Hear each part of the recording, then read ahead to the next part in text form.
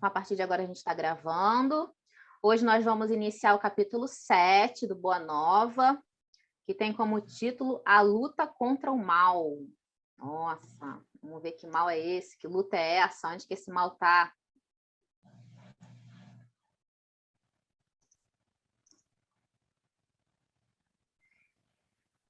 No início desse capítulo, Humberto de Campos traz para a gente já uma informação muito valiosa para quem estuda os textos bíblicos, né? Para o entendimento real das colocações que foram feitas e que muitas vezes, né? A gente vai comentar aqui os motivos, de certas palavras a gente não consegue compreender ou fica muito pesado, né? Principalmente essas palavras que eu coloquei lá no nosso grupinho que a gente vai estudar hoje. Mas olha o que Humberto de Campos inicia. Primeiro ele fala que de todas as ocorrências da tarefa do Cristo, né, com os endemoniados, constitui o fato que mais impressionava os discípulos. Então, quando chegava perto de Jesus, as pessoas que estavam, na linguagem deles, endemoniadas, né, na nossa, obsidiados, era o que mais impressionava, porque imagina, né? Hoje a gente não tem contato com esse tipo de obsessão dessa forma, né? Mas a gente pode ver pela narrativa, e a gente vai ver algumas aqui, que era uma visão bem forte, né? Dos espíritos que jogavam as pessoas no chão, elas se debatiam, muitas ficavam presas, acorrentadas. Então, de fato, devia ser uma imagem, assim, uma vivência muito impressionante, né? E mais impressionante ainda a forma, né, como quando esses espíritos e essas pessoas obsidiadas chegavam perto de Jesus, o que acontecia. Então, é isso que Humberto de Campos está falando aqui. E no segundo parágrafo ele começa assim, ó, a palavra diabo era, então, compreendida na sua justa acepção. Era, então, o quê? Na época, né? Segundo o sentido exato da expressão, era ele o adversário do bem. Opa, já dá uma informação aqui para gente. Então, diabo, na verdade, na época, já era compreendido não como um ser, né, espiritual, mistificado, mas era um comportamento. Que comportamento é esse? Comportamento de adversário do bem. Simbolizando o termo dessa forma todos os maus sentimentos que dificultavam o acesso das almas à aceitação da boa nova.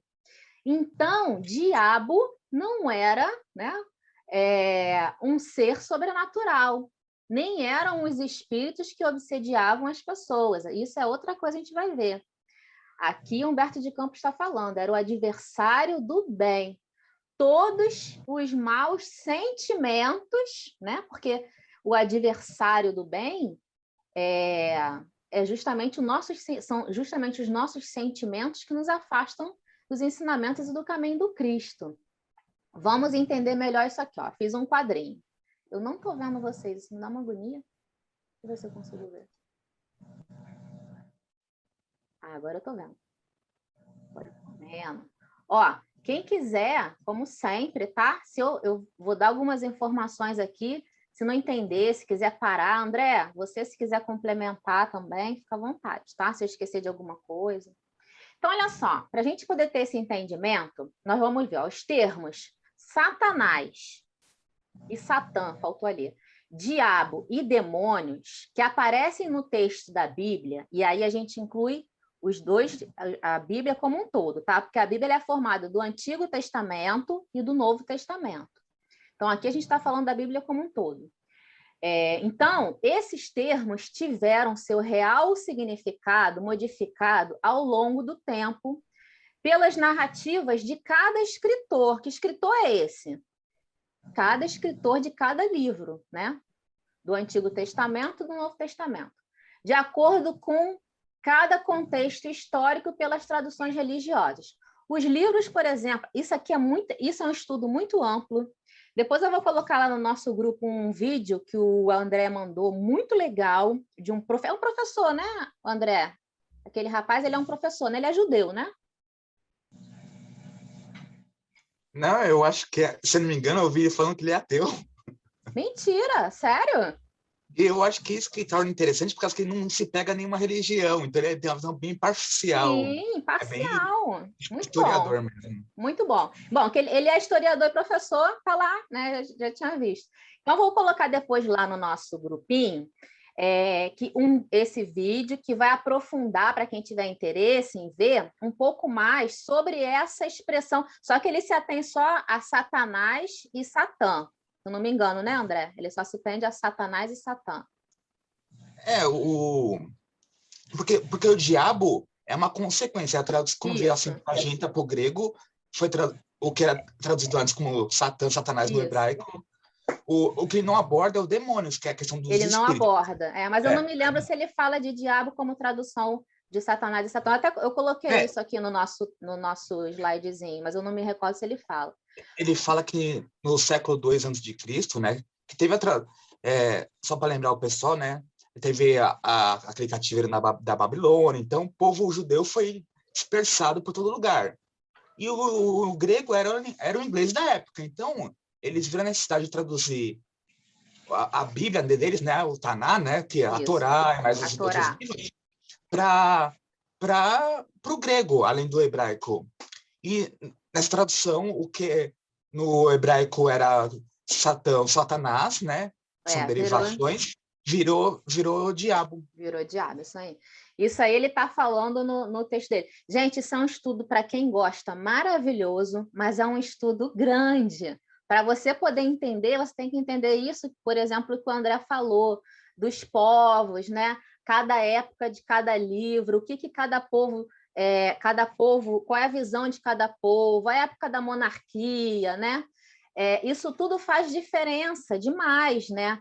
E a distância, né, de um livro para o outro é muito grande, né? São E é legal, séculos. para mostrar como a língua, qualquer língua é viva, né? Então, a Sim, nossa própria língua, a mesma palavra vai tomando acepções diferentes. E isso aconteceu no hebraico também. Porque o Satã era só considerado o adversário. Então, eu posso praticar um esporte contra meu adversário, então, eles entendiam que era um Satã. Depois foi a acepção. Então, assim, ele vai construindo essa construção que foi feita e a gente vê em todas as línguas, né? Por isso que é importante a gente lembrar também que a Bíblia foi escrita durante muitos séculos, né? Então, não é um livro só fechado. Então, o tempo entre o primeiro livro e o último livro é gigantesco, né? muito Então, grande. houveram contextos diferentes, tudo como a Helene colocou aqui, né? As narrativas, os tempos, enfim. É como se comparar um escrito em português do século passado com o de hoje em dia. Hoje em dia, o português com certeza é bem diferente, né? As concepções, enfim. É, Talvez tenha que fazer uma tradução, talvez, para te é. entender. Exatamente. Até o livro, a gente está falando isso para vocês poderem entender como que o termo, né, ele se modifica, apesar da palavra existir no hebraico, né, a função dela nos textos foi se modificando de acordo com isso. Até o Novo Testamento, os 4 evangelistas, né, há estudiosos que definem a forma deles escreverem pelo objetivo que eles tinham de escrever aquilo, né? Então, uns escreviam para os judeus, outros escreviam para os gentios, que não conheciam a cultura judaica. Então, assim, tem muita coisa que envolve, mas a gente, infelizmente, não vai poder entrar nesse campo. Vamos deixar isso para o miudinho. Ano que vem, Recanto vai inaugurar o miudinho, a gente vai aprofundar isso tudo para quem quiser se aprofundar. O importante aqui para o nosso estudo de hoje é a gente entender isso que eu vou colocar aqui agora, ó. Foi um pouco do que a gente já falou aqui. Então, a palavra Satã, ela é de origem hebraica, né? Que é a mesma coisa que Satanás, que é a tradução, entre aspas, para o aramaico, que é a tradução, como o André falou, né, da necessidade de se traduzir os textos que eram em hebraico e aramaico para o grego, é a tradução de diabolos, que é diabo. É a tradução de Satã ou Satanás para o grego. E o que essas 3 palavras, então, que uma é tradução da outra, querem dizer? adversário, opositor, acusador.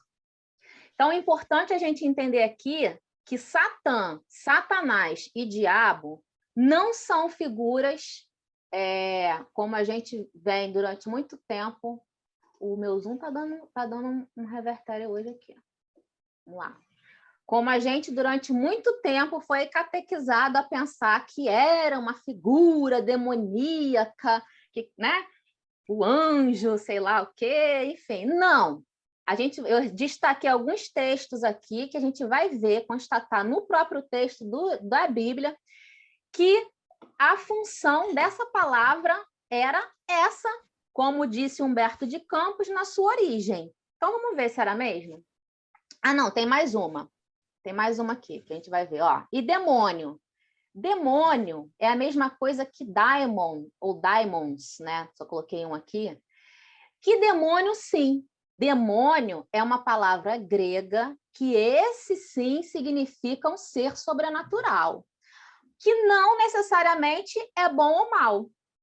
Então, a gente pode falar que esse, sim, poderia ser espírito, né? Um espírito, que não necessariamente bom ou mal. Então, demônio, sim, era um ser sobrenatural, mas Satã, Satanás e diabo, não. Eram comportamentos. Fiz um resuminho aqui para Einstein entender direitinho. Satã, Satanás e diabo, adversário, opositor ou acusador. Demônio ou daimon, esse sim era um ser sobrenatural. É uma palavra grega.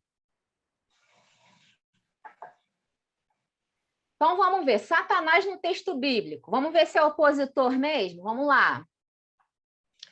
Samuel, livro de Samuel, capítulo 29. Isso é Antigo Testamento, tá? Capítulo 29, versículo 4. Tem outras ocorrências. Eu destaquei essa daqui, que inclusive eu tirei do vídeo que o André me deu.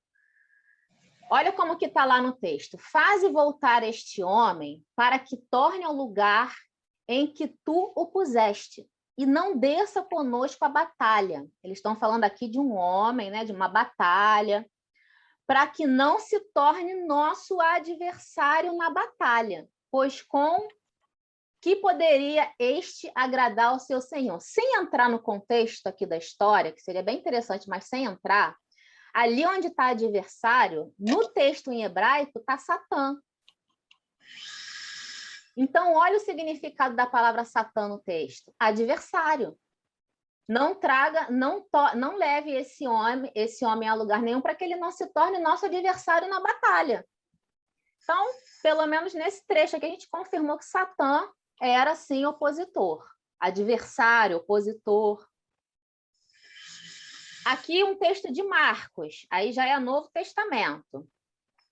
E dizia abertamente estas palavras, e Pedro o tomou à parte e começou a repreendê-lo. Aqui é a parte onde Jesus começa a falar para os discípulos que ia iniciar o seu calvário, e Pedro não aceita, né, essa passagem. E Pedro fala para Jesus parar de falar daquela forma, né? Fica impressionado com aquilo, com medo, e fala para Jesus parar de falar daquela forma, induzindo que aquilo não aconteceria. E aí, olha o que Jesus fala para ele. Mas ele, virando-se e olhando para o seu discípulo, esse ele aqui é Jesus, repreendeu a Pedro, dizendo: retira-te diante de mim, Satanás, porque não compreende as coisas que são de Deus, mas as que são dos homens. Essa passagem aqui é famosa, né? Jesus chamando Pedro de Satanás. Mas o que Jesus está falando aqui para ele? Nesse momento que Jesus estava falando que é preciso que se cumpra o que está na lei, né? Para mostrar que eu sou o Messias, né? Para mostrar que eu sou o Filho de Deus, é preciso que eu passe por isso para que a minha boa nova, né? A minha mensagem da boa nova se firme entre vocês e entre aqueles que você vai levar. E Pedro estava contrário àquilo. Então, aqui Jesus chamou ele de Satanás porque ele estava se opondo a que Jesus estava falando. E essa aqui é a mais interessante ainda. Ó. Essa aqui está no livro de Apocalipse, que é um livro de João, né? Depois dos 4 evangelhos do Novo Testamento. João coloca assim, ó, lá no Apocalipse: e vi descer do céu um anjo que tinha a chave do abismo e uma grande cadeia na sua mão.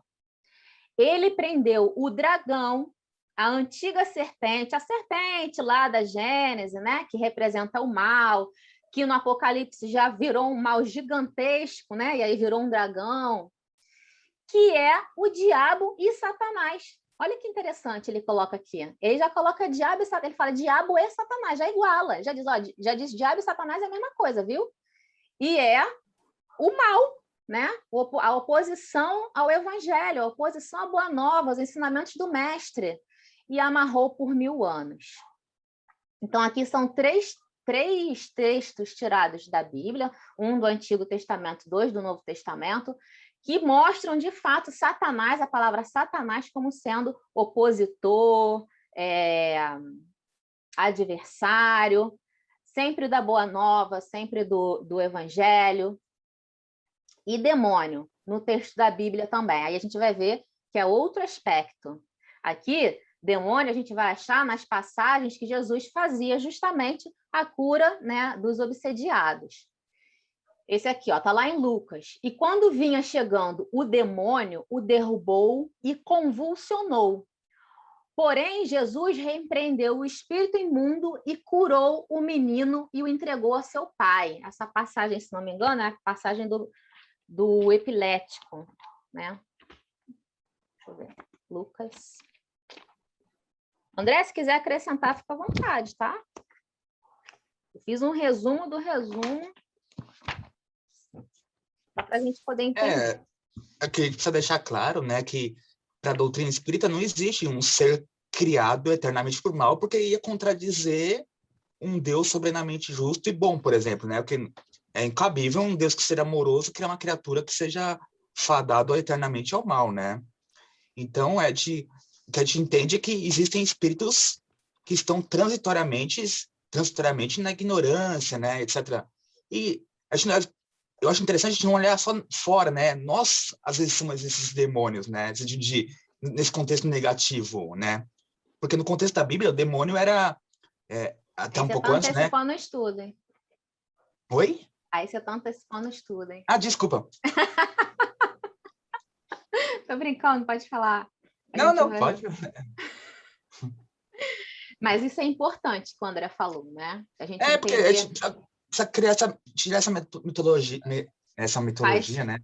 Faz todo sentido para nós espíritas, né? Isso que o André falou, de que não dá para entender, né? Que, por exemplo, que Lúcifer é um anjo decaído que estava assim com Deus, mas aí não quero mais, pediu demissão, agora vai ser contrário a Deus, né? É uma coisa assim que não faz sentido, né, para a gente isso. Tem a ver com isso que o André falou. Ó, essa passagem aí, ela é... Oi, fala, Eliane. Rapidinho. Isso aí que vocês estão falando é muito interessante para mim, porque muito antes de eu conhecer a doutrina, quando alguém falava para mim do diabo, né? Deus criou o diabo, que era um anjo que caiu, eu sempre debatia com o seguinte argumento: se Deus ele é o criador de tudo, todo-poderoso, ele pode tudo, Deus, desculpa que eu vou falar, mas ele me entende, ele sabe o que está no meu coração. Então, ele é burro. Porque como que ele né, tem todo esse poder, ele cria um ser do mal com o mesmo poder que ele. Ou ele é burro, ou não existe essa justiça, ou acima deles dois existe um ser mais elevado que os dois, que criou os dois, né, para satisfazer lá os anseios desse ser elevado. Então, agora, vocês estão tirando, em outras palavras, lógico que eu não tenho ainda o entendimento de vocês, que realmente o demônio ele é as nossas atitudes, o que está dentro da gente, né? Tudo, a raiva, a inveja, como que se fala, a avareza, o orgulho. Eu entendo que esses são esses demônios que nós criamos dentro da gente. Então, muito obrigada por vocês esclarecerem que eu não estava errada no meu raciocínio. É exatamente isso, Eliane, que você está falando, que o André falou, é isso que a gente vai... O nosso objetivo hoje aqui é a gente terminar esse capítulo entendendo, né?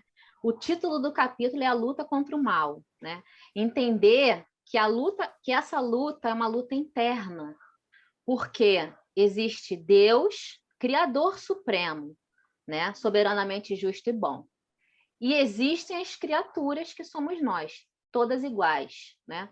Não tem divisão em demônio, não tem divisão em anjo. O que há são espíritos, criados todos, como está lá no livro dos Espíritos, simples e ignorantes, passando, né, pela transformação até chegarmos a espíritos puros, né?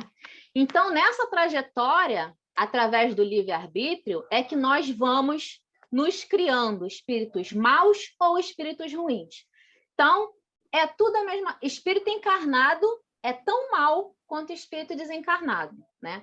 Espírito encarnado é tão bom quanto espírito desencarnado. Então, é a mesma natureza de sentimentos, mesma natureza de criação para todos, né? Não há seres, né, especiais criados, e essa ideia também de que o anjo decaído, né, contrário a Deus. Você imagina se tivessem duas forças, uma boa e uma ruim, dominando a Terra, que seria um caos, né? Não teria essa harmonia.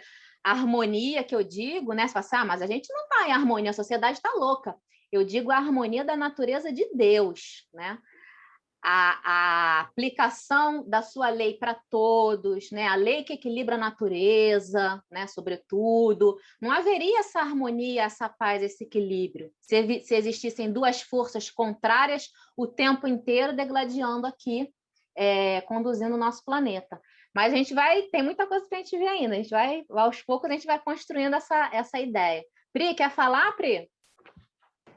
Quero. Fala, é por isso que fica claro, agora está claro para mim, a expressão você está endemoniado, né? Que as pessoas usam de endemoniado, de estar fora de si, fora do espírito normal, né? Então, assim, não é que você está possuído pelo diabo, é que você está fora de si, está fora do juízo normal, está fora, né? Fica mais claro até em relação a a gente isso. pode tomar, na verdade, das duas formas, né? Porque a gente vai ver aqui também, no final do capítulo, eu acho que a gente não vai conseguir chegar lá, porque a gente não vai correr, a gente vai fazer com calma. Esse é um capítulo muito interessante, eu vou falar isso para todos os capítulos. Para a gente poder estudar bem, né? Trocar essas ideias, a gente vai ver o seguinte, nós tem esse aspecto que você falou, mas também tem o aspecto da obsessão, sim. Nós temos duas formas de obsessão. Nós temos a obsessão que a gente é aquele irmãozinho desencarnado que tem algum vínculo kármico, né, ou de resgate com a gente. Ele está desencarnado e a gente está encarnado. E há essa luta, né, dele obsediar a gente. Nas narrativas dos romances espíritas, a gente tem vários exemplos disso, né? A gente encarnado nem sabe que irmão é esse, porque quando a gente encarna, a gente esquece. Mas ele acha que a gente sabe, né? Porque ele está ali agarrado naquele ódio. Então, ele fica ali obsediando a gente. Esse é um aspecto da obsessão. Tem outro aspecto da obsessão, que todos nós, o tempo inteiro, estamos vulneráveis, que é qual? A gente está lá no Livro dos Espíritos também, que a gente é rodeada de irmãozinhos desencarnados para todo canto, né? Toda parte há irmãos desencarnados. E, assim como os encarnados, há irmãos desencarnados equilibrados e desequilibrados. Quando a gente se desequilibra, né, ou quando a gente se vincula a um comportamento, por exemplo, alcoolismo, droga, ideação suicida, quando a gente se vincula a esse comportamento, a essa vibração, a gente emite um determinado padrão vibratório que, quando esses irmãozinhos que estão nessa mesma vibração percebem, grudam na gente. Porque a troca desse tipo de energia para eles é boa. Eles querem, eles ficam ali grudados, né? Então, por exemplo, uma pessoa que fuma, uma pessoa que é alcoólatra, que bebe, né? Os espíritos desencarnados, eles ainda estão vinculados a essas sensações que a pessoa encarnada. Então, ele está ali grudado. Você entra num ambiente, né? Carregadíssimo, né? De espíritos desencarnados em sofrimento. Você entra lá com uma vibração de depressão, por exemplo, você vai sair com os irmãozinhos ali agarrados em você.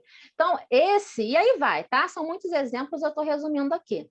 Esse é um tipo de obsessão que não é essa obsessão do irmãozinho que tem um vínculo de resgate com a gente, mas são esses irmãozinhos que a gente vai agregando à nossa vivência pela nossa invigilância, né? Ou pelo estado que a gente está, às vezes, como eu já falei, de depressão, né? Então, existem essas duas formas de obsessão. E a gente pode dizer, sim, que essas pessoas estão, né? Nem é muito bonito falar, mas se demônios, né, são seres, são espíritos, a gente pode falar que estão endemoniados, que era o caso aqui desses endemoniados que Jesus curava, né? Que tem muitos. Olha, eu coloquei um, vou colocar mais um. Quer falar, Pri? Deu para entender? Deu para entender. Então, vamos lá. Se tiver dúvida, é só perguntar. Ó, tá lá em Lucas, essa. E estava ele expulsando um demônio, Jesus, tá? O qual era mudo. E aconteceu que, saindo o demônio, o mudo falou, e maravilhou-se a multidão. Uma cura que Jesus fez, está lá em Lucas, capítulo 11, versículo 4. Novamente, o termo demônio, como sendo um espírito. Era um espírito que estava obsidiando.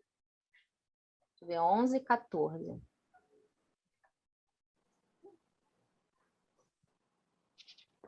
Jesus e Beelzebu. É mais uma passagem da Bíblia de cura de endemoniado. E essa daqui, que eu acho que foi a que mais impressionou a todos. Isso aqui, eita! Essa passagem aqui a gente até estudou lá no miudinho, né, André? Que é a passagem do obsediado gadareno. E perguntou-lhe Jesus, dizendo, qual o teu nome? E ele disse, Legião, porque tinha entrado nele muitos demônios. Essa é uma passagem que está lá, que tem esse nome, endemoniado gadareno. Deixa eu ver aqui na tradução do Haroldo como é que está. Ó, o Haroldo até, a tradução do Novo Testamento dele é endaimoniado, que ele fala que é endaimon. Gerazeno. Tem Gerazeno, gadareno, que era o local, né, um local ali onde ele vivia. Essa passagem é interessante, porque, segundo a passagem, esse obsediado, ele tinha vários espíritos, legião, eram inúmeros espíritos, né, que estavam ali obsediando essa criatura, a tal ponto que é o que a gente chama de subjugação, né? Ele vivia acorrentado, né? Não usava roupa mais, vivia afastado da cidade, vivia numa montanha, dentro da gruta, era assim que ele vivia. E no momento que Jesus, né, chega próximo, acredito que o chefe ali, né, da legião, ele percebe, né, a Jesus, né? E aí ele já começa a se espantar. É interessante essa passagem, a gente não vai entrar nela aqui, mas sim, quem quiser ir lá ler depois, é bem interessante. André, quer acrescentar? Nossa, tem um monte de coisa. A Raquel colocou no chat Gadara, né? É porque tem essa dúvida, por causa que no Evangelho de Lucas está um nome, no Evangelho de Marcos está outro nome. Um chamado de Gadara, outro Gerasa, né? Então, por isso que existe essa meio que a dúvida, né? Uma é região, outra é uma cidade, né? E como ficar perto do... Mas é outro assunto, né? Acho que eu gostei do comentário da Eliane, por causa que mostra que também vai contra os princípios do monoteísmo, né? Porque vai criar uma criatura tão poderosa quanto Deus, né? Mas eu queria falar outra coisa, né? Geralmente, quando fala de obsessão, o evangelista vai tratar como demônio, porque demônio é o espírito, né? Então, como a gente viu, até então, antes disso, né, era uma acepção de um espírito neutro. Inclusive, o mentor do Sócrates, ele chamava de daimon, né? Mas nessa época já tinha uma concepção já meio negativa. O demônio já era um espírito meio ruim. Já quando é vinculado a esses sentimentos meio negativos, a palavra geralmente é outra. É Satanás, Satã ou diabo, né? Como agora há pouco, foi passada uma passagem que é muito interessante, né? Que Jesus vai para Cesareia de Filipe, lá no norte, com os discípulos, e ele pergunta, né, para os discípulos, quem os homens dizem que eu sou? E uns dizem que você é Elias, outros João Batista. E Jesus pergunta, né, e vocês, quem dizem que eu sou? E Simão Pedro fala, né, você é Jesus, o Filho do Deus vivo, né, reconheceu nele o Messias, enfim. Acontece que aí Jesus fala, não, bem-aventurado és tu, Simão Bar-Jonas, porque foi revelado, e aí continua a história. Aí logo em seguida, Jesus fala, não, mas convém ao Filho do Homem que vá a Jerusalém e padeça na mão dos homens, né, etc. Aí Simão Pedro já muda a postura, fala, não, mestre, não vai acontecer, não. Aí sim é que acontece essa reprimenda que a Elaine falou mesmo, né, de chamar Simão Pedro de Satanás, ou seja, até então era um momento de estar em comunhão com Deus. A partir do momento que quer sobrepor a Deus, a criatura que quer sobrepor as leis divinas e sai dessa obediência, é um Satanás, né? Então, nós, em muitos momentos, quando queremos ser maiores ou vamos contra as leis divinas, nós acabamos sendo esses Satanáses, né? Vamos dizer assim. Então, a gente precisa ver que como foi bem observado pela Priscila, por exemplo, né? Que não tá fora, né? Todos nós carregamos nas nossas sombras. Outro termo que também dá para usar também, que João utiliza, é o termo anticristo. Todo mundo que vai contra os ensinamentos do Cristo em algum momento, por exemplo, eu sei que eu tenho que perdoar e não perdoo, eu sei que é forte, mas não deixa de ser uma atitude de anticristo, né? Ou seja, de opositor ao Cristo. Não ao Cristo homem, mas aos ensinamentos, né? Que ele representa. É muito amplo esse estudo, né? É tanta Nossa, coisa que a gente teria para abordar. Eu fico pensando aqui, eu tentando resumir por causa do tempo. Não, mas tá ótimo, André. Vamos prosseguir, gente. Mas tá bom, tá ótimo. Então, entendido isso tudo, alguém quer falar? A gente vai prosseguir no texto aqui. Ó. Alguém quer tirar alguma dúvida? Ou quer falar, fazer mais alguma colocação? Que agora a gente já deu essa abordagem que eu trouxe para a gente entender essa simbologia desses termos, significado real das palavras, para a gente poder entender, porque a gente só leu o primeiro parágrafo do capítulo, viu? Agora a gente vai entrar no texto e aí vão ter outras reflexões. Até aqui, alguém quer falar alguma coisa? Ou vamos prosseguir? Vamos prosseguir? Então, vamos lá. Então, Humberto de Campos falou, né, que o que mais impressionava os discípulos era justamente a cura dos endemoniados, né, dos obsidiados. Mas deles todos ainda tinha um que se impressionava ainda mais, que era Tadeu. Tadeu ficava impressionadíssimo com aquilo. Então, um certo dia, quando Jesus não estava, se retirou, né, com Tiago e João para Cesareia, foi trazida para Tadeu, né, os discípulos que estavam ali com ele, para que eles curassem anulassem a atuação dos espíritos perturbadores que subjugavam uma mulher. Entretanto, apesar de todos os esforços de sua boa vontade, Tadeu não conseguiu modificar aquela situação. Tadeu não conseguiu tirar, né, livrar aquela mulher da obsessão que ela estava. Somente no dia seguinte, imagina, aquela mulher foi levada ali para perto deles, imagina o tanto que eles não devem ter feito muita prece, deve ter louvado muito, deve ter feito de tudo que eles podiam, não conseguiram. A mulher ficou ali. Só no dia seguinte, quando Jesus retornou, é que foi possível a infeliz dementada recuperar o senso de si mesma. Outra que também estava subjugada, né? Então, isso mexeu com Tadeu. Vamos ver. Coitada, ficou ali tentando, vendo o desespero daquela mulher, da família, provavelmente, né? e não conseguia, mexeu com ele. Observando o fato, né, que do esforço que ele imprimiu e não conseguiu uma pontinha, Jesus chegou ali, provavelmente impunha as mãos, né, e falava lá com o Espírito já. Tadeu caiu em sério e profundo cismar. Por que razão o mestre não lhe transmitia automaticamente, né, já que ele era um discípulo, assim com ele, o poder de expulsar os demônios malfazejos para que pudessem dominar os adversários da causa divina? Por que Jesus não entregava esse amuleto para ele? Se era tão fácil a Jesus a cura integral dos endemoniados, por que motivo não provocava ele, de sua vez, a aproximação geral, outra ideia dele aqui, né?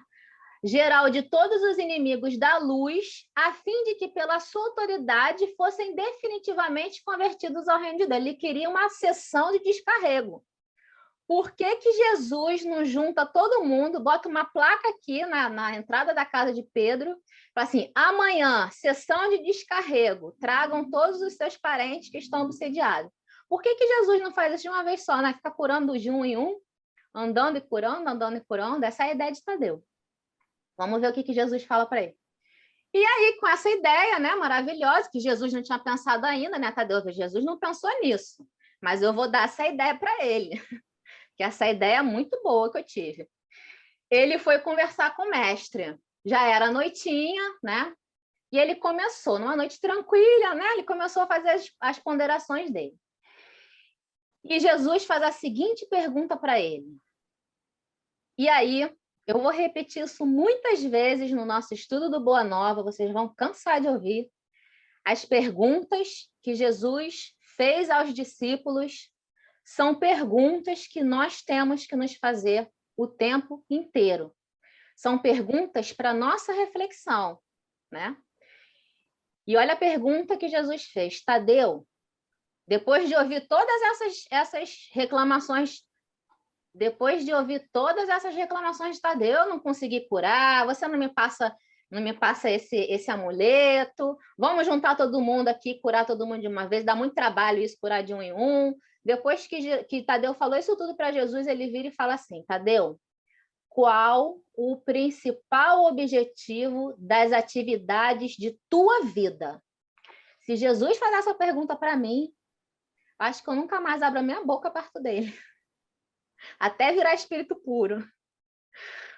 Qual o principal objetivo da tua vida, das atividades da tua... O que você empenha o seu dia a dia, né? Para quê? Mas Tadeu recebeu uma ajudinha ali do espírito protetor dele, ó, como se recebesse uma centelha de inspiração superior. O protetor dele falou assim, vai com calma, Tadeu. Respondeu o discípulo com sinceridade. Aí caiu a ficha dele, ainda bem que ele conseguiu perceber, né, a intenção do mestre ali, de chamar a atenção dele, chamar ele para a realidade. Mestre, estou procurando realizar o reino de Deus no coração. Aí Jesus continua. Se você procura semelhante à realidade, por que reclama isso no adversário em primeiro lugar? Se você não conseguiu curar as chagas, as mais tendências, as mais inclinações que estão no seu coração, por que você quer curar o outro primeiro? Ele ficou meio, né? Seria justo esquecer as suas próprias necessidades nesse sentido? Se você busca atingir o infinito da sabedoria de amor do nosso Pai, se você busca compreender a expressão magnânima do amor de nosso Pai, é indispensável se faz que reconheçamos que todos somos irmãos no mesmo caminho. Espíritos obsessores, encarnados, espíritos maus, encarnados ou desencarnados, todos somos irmãos. Vamos fazer um exercício aqui? Pensa, não é para falar, é só para pensar.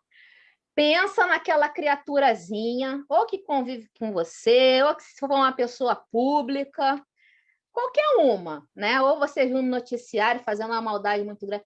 Pensa nessa pessoa que vem na tua cabeça, né? Qualquer uma. Pensou? é nosso irmão e está na mesma caminhada que a gente. Porque se estamos todos no mesmo planeta, o grau de evolução nosso não é muito distante. Porque dentro da nossa escala planetária, a gente está na mesma vibração ainda. Pode ter uma diferença que a gente enxergue que é muito grande, mas para a escala universal, a gente está tudo matriculado na mesma escola, passando pelas mesmas dificuldades. Senão, a gente não estaria aqui com eles. Então, aqui, por trás dessa colocação do mestre, para a nossa vida do cotidiano, tem uma reflexão muito grande que nos auxilia a olhar o outro, seja ele quem for, seja lá o erro que ele está cometendo, como um irmão em caminhada. Deus ama ele da mesma forma que ama a gente. Vamos prosseguir. Essa é a pergunta que vai ficar hoje na minha cabeça. Qual o principal objetivo da minha vida? Tadeu continua. E aí ele toma um susto, né? Senhor, os espíritos do mal são também nossos irmãos? Não estou conseguindo ler ali em cima. Mas é isso que ele pergunta, né? Os espíritos do mal são também nossos irmãos? Jesus reafirma: toda a criação é de Deus. Os que vestem a túnica do mal envergarão um dia a túnica da redenção pelo bem. Acaso você duvida disso? Ele perguntou. O discípulo do evangelho não combate propriamente o seu irmão. Gente, isso aqui é maravilhoso também, para nossa reflexão. O discípulo do evangelho não combate o seu irmão, como Deus nunca entra em luta com o seu filho.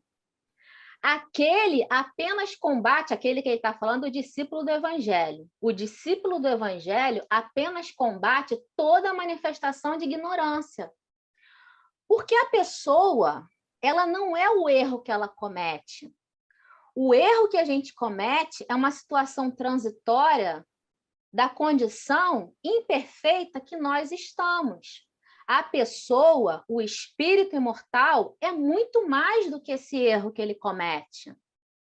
Então, enxergando todos, né, todos os espíritos criados por Deus como irmãos, né, encaminhada junto com a gente, quando a gente percebe e a gente se encontra na condição, a gente tem que combater o comportamento ruim, não combater entrar em briga com o nosso irmão.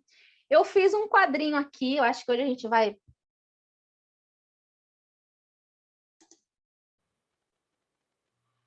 Olá, pessoal! Vocês repararam que esse vídeo, ele interrompeu a gravação dele, nesse quadro aqui que a gente está, nessa página, porque nesse dia que a gente estava fazendo esse estudo, a luz caiu aqui em casa e eu perdi a conexão. Mas, como o estudo já estava chegando no finzinho nesse dia, a gente decidiu parar, né? Porque demorou um pouco para voltar. E a gente deu continuidade a esse capítulo aqui, a partir desse ponto que nós paramos, no estudo da semana seguinte. Então, vocês vão ver que na semana seguinte a gente vai iniciar exatamente aqui, nesse ponto que a gente parou, tá bom? Então, bom estudo para todos. E até semana que vem. Beijo grande.